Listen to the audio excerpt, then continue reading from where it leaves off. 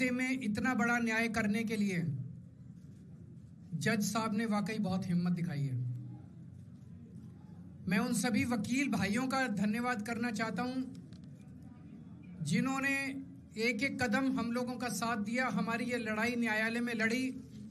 मैं खासकर नाम लेना चाहता हूं, अभिषेक मनु सिंघवी साहब का धन्यवाद करता हूं, हरिहरन साहब का धन्यवाद करता हूं, रेबेका मैडम का धन्यवाद करता हूं, विक्रम चौधरी जी का, दयान कृष्णन जी का, रमेश गुप्ता जी का, शादान का, मोहित माथुर जी का, विवेक जैन, रजत, मोहम्मद इरशाद, करण, मुदित जैन और भी कई नाम है, अगर मेरे से कुछ रह गए हो। बहुत सारे वकीलों ने हमारा साथ दिया और उन सारे देश भर के लोगों का जिन्होंने पिछले 4 साल से जिस तरह से हमारे ऊपर अत्याचार किया जा रहा था, इतने कठिन समय में हम लोगों का साथ दिया, उनका धन्यवाद करना चाहता हूं।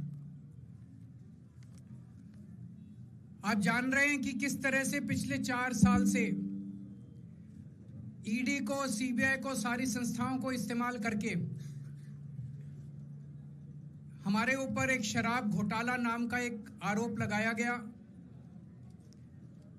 सीबीआई ने, ईडी ने उसमें चार्जशीट फाइल की। आज कोर्ट को प्राइमा फेसी ये निर्णय लेना था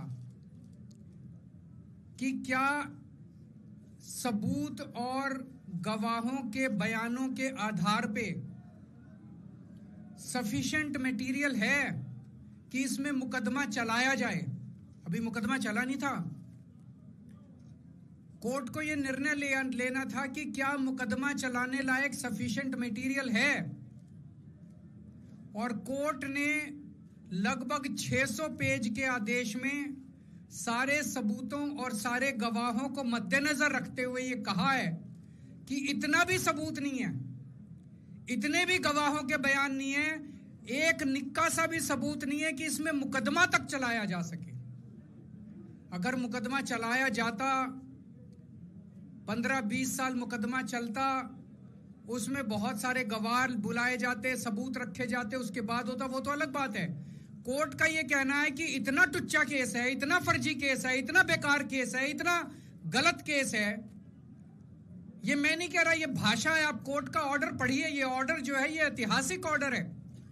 कोर्ट ने कहा है कि इतना फर्जी केस है, इतना फर्जी केस है, एक भी सबूत नहीं है, एक भी गवाह नहीं है कि इसमें मुकदमा भी नहीं चलाया जा सकता।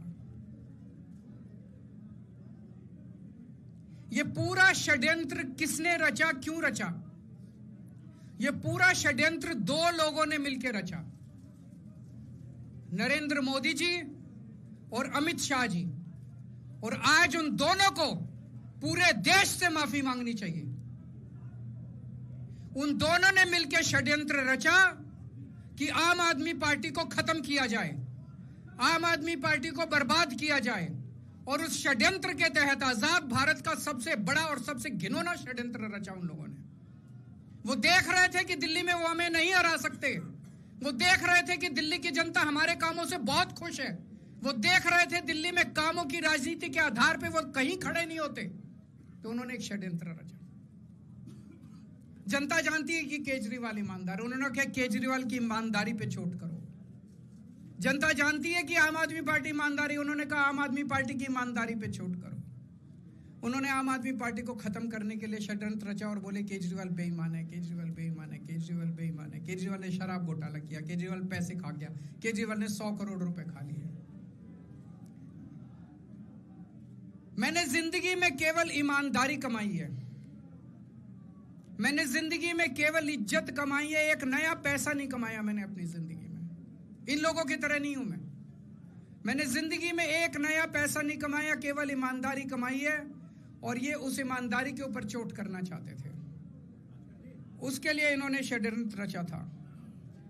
आज कोर्ट के ऑर्डर के बाद यह साबित हो गया देश के सामने, केजरीवाल कट्टर ईमानदार है, मनीष सिसोदिया कट्टर ईमानदार है, संजय सिंह कट्टर ईमानदार है, दुर्गेश कट्टर ईमानदार है, आम आदमी पार्टी कट्टर ईमानदारी है। हम नहीं कह रही है, कोर्ट ने सारे देश के सामने बोला है।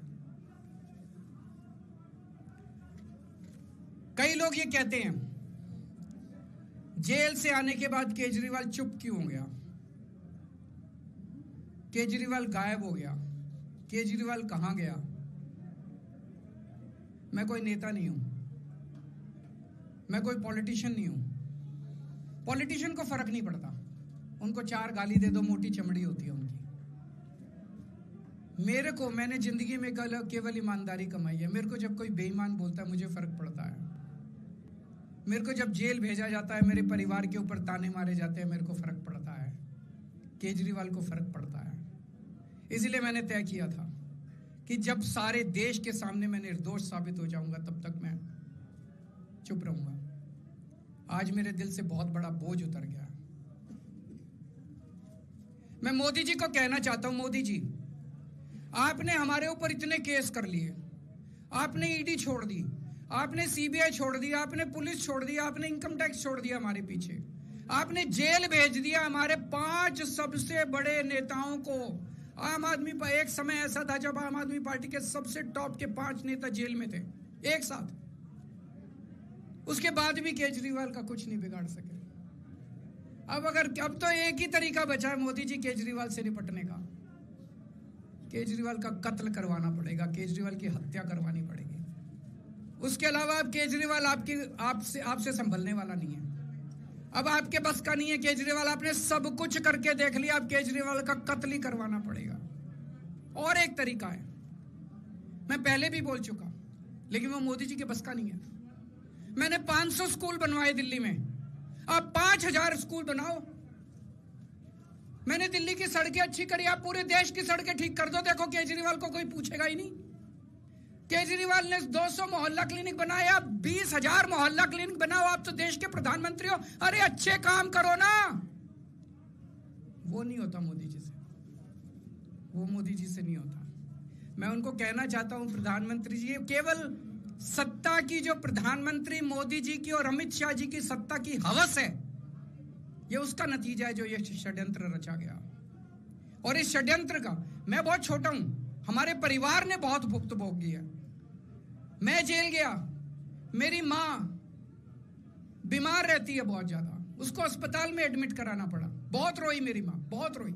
इनकी पत्नी मनीष सिसोदिया जी की पत्नी, उनको मल्टीपल स्क्लेरोसिस डिजीज है, सब लोग जानते हैं। जब सुप्रीम कोर्ट में केस चल रहा था, संजीव खन्ना जी ने कहा कि बहुत गंदी बीमारी है, उनके नीचे का पूरा पोर्शन काम नहीं करता और धीरे धीरे बीमारी बढ़ती जा रही है। हमारे परिवार ने बहुत भुगता है, लेकिन वो इंपॉर्टेंट नहीं है, हम इंपॉर्टेंट नहीं है, हमारा परिवार भी इंपॉर्टेंट नहीं है। लेकिन मोदी जी और अमित शाह जी के षड्यंत्र का खामियाजा जो दिल्ली भुगत रही है, दिल्ली के 3 करोड़ लोग भुगत रहे हैं, उसकी भरपाई कौन करेगा? आज दिल्ली में कहीं चले जाओ, सारी सड़कें टूटी पड़ी हैं, अस्पतालों में दवाइयां मिलनी बंद हो गई हैं, मोहल्ला क्लिनिक बंद किए जा रहे हैं, स्कूलों का बुरा हाल हो रहा है। पूरे दिल्ली में पोल्यूशन इतना ज्यादा कभी दिल्ली की जनता ने नहीं देखा था। यमुना का बहुत बुरा हाल हो गया है। एक चीज बता जो तो दिल्ली में इन्होंने ठीक करी हो, पूरी दिल्ली का बेड़ा गर्क कर दिया। सबसे बड़ा खामियाजा मोदी जी और अमित शाह जी की सत्ता की हवस, उसका सबसे बड़ा खामियाजा दिल्ली के 3 करोड़ लोगों ने भुगता है। दिल्ली के लोगों से जाके पूछो। आज मैं चैलेंज करता हूं मोदी जी को, मोदी जी हिम्मत है दिल्ली में दोबारा चुनाव करा के दिखा दो, 10 से ज्यादा तुम्हारी सीट आ जाए, मैं राजनीति छोड़ दूंगा। तुम्हारी 10 से ज्यादा सीट आ जाए, मैं राजनीति छोड़ दूंगा। दिल्ली की जनता त्रस्त हो चुकी है तुम लोगों से।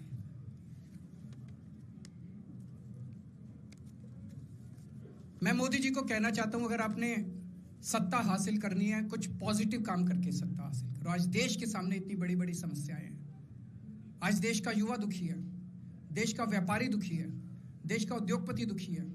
आज अमेरिका हमें आंखें दिखा रहा है।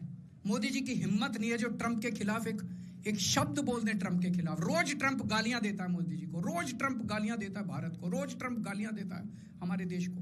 मोदी जी के हमारा प्रधानमंत्री भीगी बिल्ली बना हुआ है। अरे देश संभालिए ना, आपको हमने देश चलाने को दिया था और आप केजरीवाल में उलझ गए, आप आम आदमी पार्टी में उलझ गए। पॉजिटिव काम करके सत्ता हासिल कीजिए, ये नेगेटिव काम करना बंद कीजिए।